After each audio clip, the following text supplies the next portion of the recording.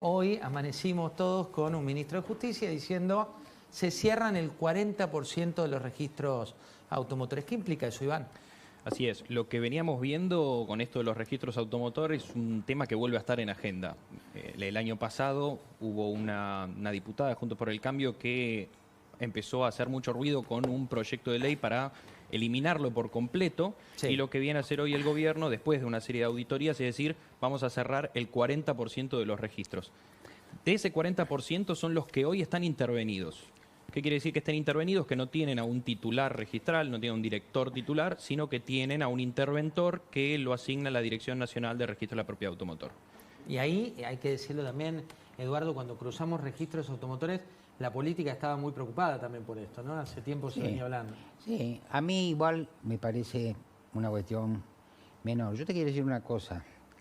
Analicemos la comunicación del gobierno y las acciones del gobierno. Hay, efectivamente, los registros automotor, es una cosa fáctica, pero lo que estamos viendo y lo que a mí me parece que es interesante ver es un discurso presidencial en la línea de la apología que se hizo recién de Milei a través de su libro, que es el Milei que está contra la casta, que prácticamente es anarquista porque no está de acuerdo con que exista el Estado, el Milei del león agresivo, etc. Ahora, el otro Milei, el que logra sacar las leyes adelante, es el Milei que negocia. Más pragmático, Sí, decís. pero además otra cosa, no solamente pragmático, contradictorio, porque uno puede decir, ¿cómo? ¿Y el libre mercado? ¿Qué pasó con las prepagas?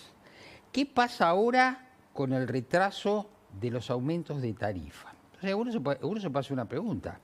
¿Milei seguirá el camino por el cual llegó o empieza a apreciar las mieles del éxito político y entonces dice, no, frenemos un poco? Él dijo, yo nunca freno, pero resulta que ahora lo estamos viendo frenar. ¿Qué Milei vamos a tener adelante? ¿El Milei que prometió o un Milei que se va a parecer más a un político argentino convencional que lo que podíamos esperar? Mati, ¿qué está No, pasando y por de ahí? hecho, sumando a lo de Eduardo, Milei tuvo que retroceder en la reforma integral que imaginaba. Incluso los radicales habían presionado, el gobierno le había dado esa bandera, si querés, que los radicales sean los que presenten el proyecto de reforma laboral, que incluía tocar los recursos sindicales, las famosas cuotas solidarias. Bueno, el gobierno desactivó esa discusión. También para tratar de recomponer con la CGT y recuperar ese diálogo, pese a que la CGT mantiene las críticas y la decisión de la medida de fuerza.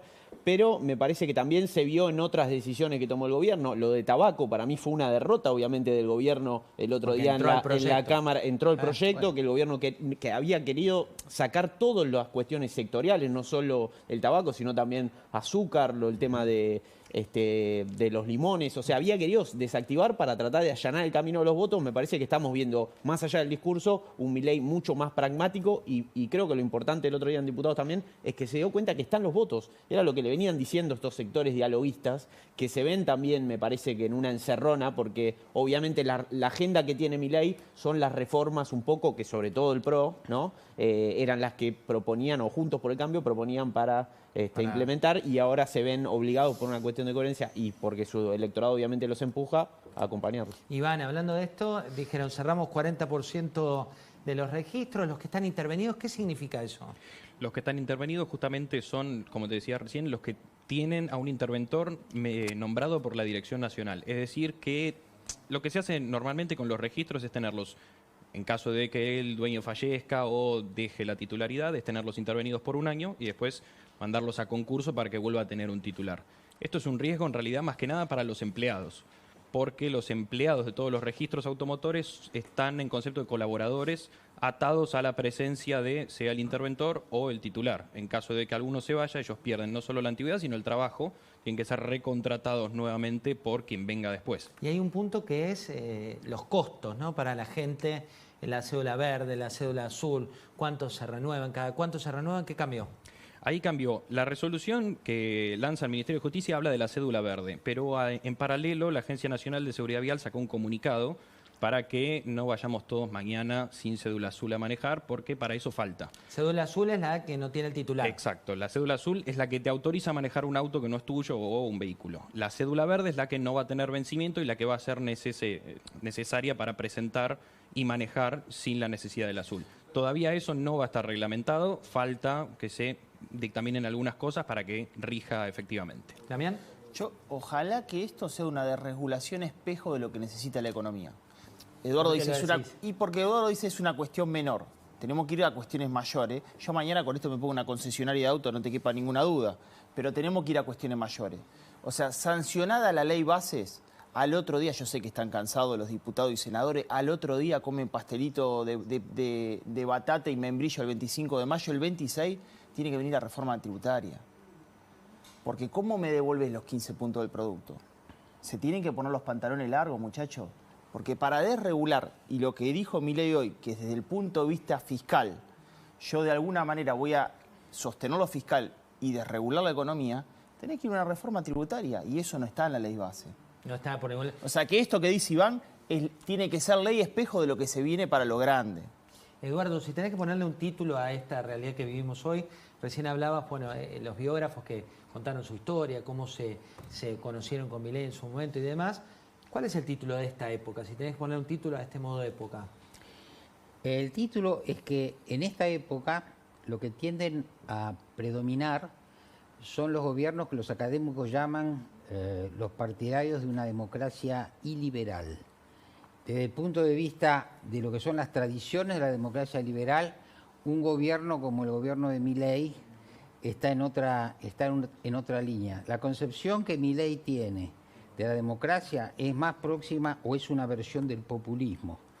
Entonces ahí uno puede decir, vamos a tener una reforma económica, tenemos la estigmatización en muchos sentidos justificada de las élites políticas, pero el tema es que vamos a tener en adelante en términos institucionales, no solamente económicos. Entonces el tipo de liderazgo de Milei, a mí en muchas cosas me recuerda al tipo de liderazgo de Cristina Kirchner. Líderes cesaristas, líderes carismáticos, decisionistas, que tienden a tener un vínculo directo con las masas populares por encima de las instituciones. Si no, no se justificarían propuestas como la del juez Lijo. Damián, en un minuto, salarios.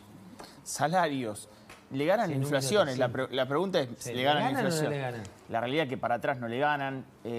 Puede ser que en el mes de abril, con las paritarias, comiencen a ganarla. Creo que el presidente manifestó eso. Salario mínimo de mayo, 234.000 pesos. ¿Qué pedían los representantes de los trabajadores? 277.000 pesos para mayo, y para junio pedían 400.000. Quedó muy rezagado esto respecto de lo que pretendían. 15,3% arriba el salario mínimo vital y móvil. Recordemos que esto, en definitiva, también termina pegando a aquel que está fuera de convenio, ¿no? O sea, es una suba bastante baja. Creo que el gobierno intenta que el salario no indexe la variación de precio de la economía, y creo que a partir de ahora pueden ganar. Para atrás todavía siguen perdiendo, ¿no? Iván, 30 segundos. ¿Le va a generar ahorros a la gente lo que se anunció hoy o todavía no? En un principio, no exactamente. Lo que dice la resolución también es que invita a las provincias a que ellas bajen los impuestos a sellos y impuestos provinciales para las transferencias de autos y de vehículos en general. Es ahí cuando la gente va a poder ver efectivamente una reducción de precios en las transferencias. Bien.